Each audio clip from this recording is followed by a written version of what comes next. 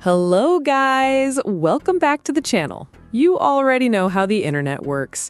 One day it builds a story and the next day it completely flips the script. Well, that's exactly what happened here. Fans didn't just stop after sharing the identities of the 4 referees they believe have been mistreating Caitlyn Clark. Oh no, they took things a whole step further. They ended up posting the identities of every WNBA referee. And that's the part that has everybody talking. What did they find? Man, this is wild. Let's get into it. Shout out to Fire WNBA Commissioner Kathy Engelbert and the Bent Refs X account for putting all of this together. The post compares today's officiating to referees in a 1940s roller derby league, claiming that the 34 official NBA and referees of the WNBA exist to give an air of legitimacy to the infliction of violence.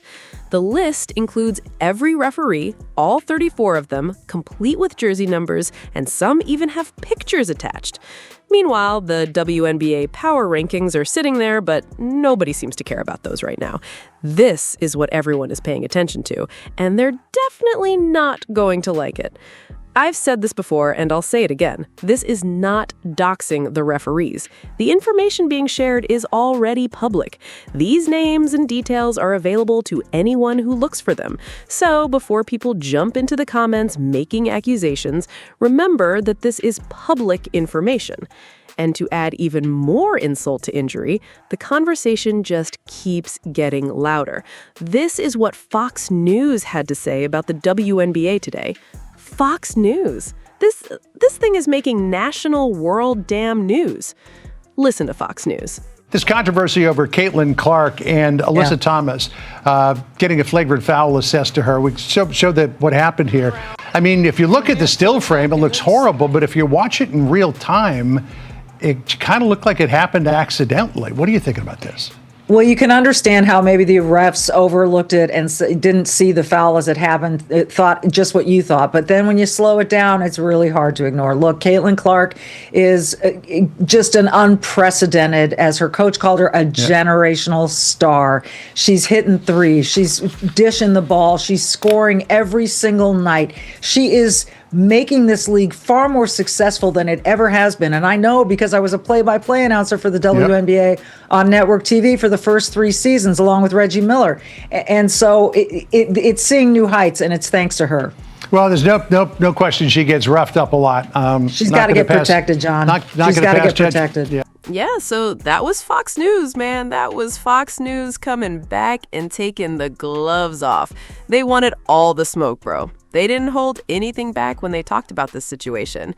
This is a bad book for the WNBA. I just have to be completely honest. We'll have to wait and see how everything turns out for them, but right now, this isn't helping the league's image at all. When it comes to the referees' identities, I don't think this was something they had a scripted response for. It didn't sound rehearsed or carefully planned. It came across like he was speaking freely and saying exactly how he felt about the entire situation. That's why so many people are paying attention to what was said. All right, ladies, your thoughts just as the league continues to work through what many perceive as consistency issues, especially when it comes to games being officiated, Lisa. Well, officiating is tough. I don't know if anybody's ever even tried to officiate. It's not the easiest game. It's one of the most thankless jobs you can do. But in this particular situation, I thought that the last official should have been able to catch that. I was actually watching this game, and I was like, oh, wow. That was a bit much. So in that moment, I thought that the official missed the call. I'm not surprised that the league went back and fined Alyssa Thomas. But I think at the same time, it's tough to think that official would have missed that they didn't have a replay on it. That was tough to me. And I think overall, the league's got to do better. The officials have got to do better, but also players. Players have to clean it up. We used to play in a way that you protected one another. Yeah, I want to play physical. I want to play hard, but I'm not out here trying to hurt you. If I was out there for a loose ball and it was Renee down there, yeah, I'm going for the ball, but if I accidentally punched Renee or hit her in some kind of way, maybe the play goes on, but I help her up. I help her up. You know what I mean? Just out of the like, dang, my bad. You know, so I think that part is important too, the reaction. Maybe if Alyssa Thomas would have even turned like, dang, my bad, I didn't mean to hit you like that. It's a different thing, but that's not what happened. And so I think that the league got it right. But I think overall, Coach Tibbetts is correct. everything, consistency is important. It needs to be cleaned up for all players, regardless of what their accolades are. None of that part matters. It matters about protecting these players, no matter which team, which position, when they sub in, the start of the game to the end of the game. Every player deserves the same type of protection. So that was Lisa Leslie, and she wasn't playing any games. She made her thoughts crystal clear, and there was no confusion about where she stood. We also remember what Nate Tibbetts said earlier about this entire situation. Now it's time to hear his comments again. Let's roll it. I'd like to address the AT situation. First off, the Mercury organization would like to let AT know that she's 100% supported by us. The people in this league know who AT is. She's a competitor, she's a winner, and she's tough. The one thing she is not is cheap. I respect Steph White. I got to know her with USA Basketball. I respect her as a coach and a person, and I understand her sticking up for Caitlyn in this situation. But to say that we had 2 cheap shots in that game, to me, is ridiculous. Steph knows AT. She got the opportunity to coach AT for 2 years, and she knows what AT stands for and what she's about. Next, I'd like to hit on my disappointment with the suspension process by our league and our leaders in the W. This was not a thorough investigation, in my opinion. The people involved were not questioned at all. It's extremely disappointing. No one from the league called AT, our security team, or myself about what we felt like happened in this situation. There is a protocol to be followed. Just coming from the NBA, there's been many investigations that I've heard about that there was calls on both sides, and that was not done in this situation, and that's disappointing. I agree with everyone's stance. Let's continue to clean up our game. I'm part of the referee task force, the same that Steph White is, and Cheryl Reeve and Becky Hammond. The goal is to clean up our game, but I do think it's important not to rely on social media screenshots. This is a slippery slope, and let's watch the whole play, the whole game. We've got more people on our eyes. It's a great league. I hope that we can all agree that consistency is the main thing in how we call these games. React to situations like this with consistency. Let's don't base it on generational talent, fan base involvement, all-star level players, or role players. Let's don't base it off veterans or young players, or white players or black players or international players. If this is the standard, make this the standard.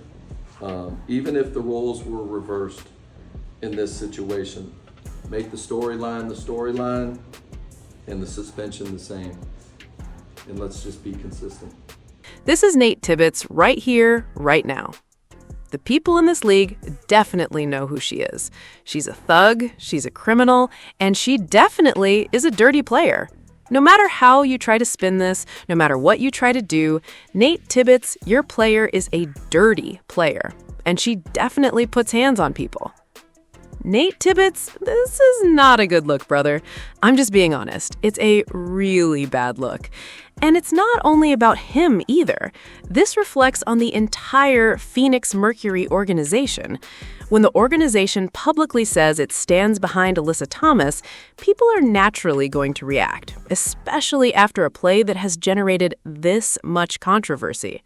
Whether you agree or disagree, fans are going to have strong opinions, and that is exactly what we're seeing unfold. I saw one comment from someone claiming that fans of Alyssa Thomas's old team, the Connecticut Sun, were saying, "Free a white liberal beta males with less testosterone." I'm not even going to get into all of that, because the internet is always going to take things to another level. Social media has a way of turning every situation into something even bigger than it already is. Another person brought up an interesting point.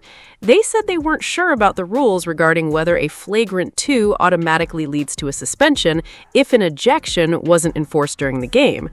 They also pointed out that reviewing a foul for an upgrade doesn't require contacting Alyssa Thomas, Nate Tibbetts, or the Phoenix Mercury. According to them, it's handled through a standard video review process. If that's how the league operates, then it would explain why no one from the Mercury organization had to be contacted before a decision was made. As of right now, that's the situation we're looking at, and that's where the conversation stands. The biggest issue for many fans is the play itself. They believe there is no defending what happened, no matter how people try to explain it, debate it, or slow the video down frame by frame. They feel the contact speaks for itself. That's why this discussion refuses to go away. Then you have Stephanie White weighing in. We all know how Stephanie White has spoken about Caitlyn Clark before, and for her to describe the plays as cheap shots, that caught a lot of people's attention. Stephanie White also coached Alyssa Thomas in the past, so her comments carried even more weight for many fans. When someone with that kind of connection speaks publicly, people are going to listen. It also has people wondering about Caitlyn Clark leaving the game.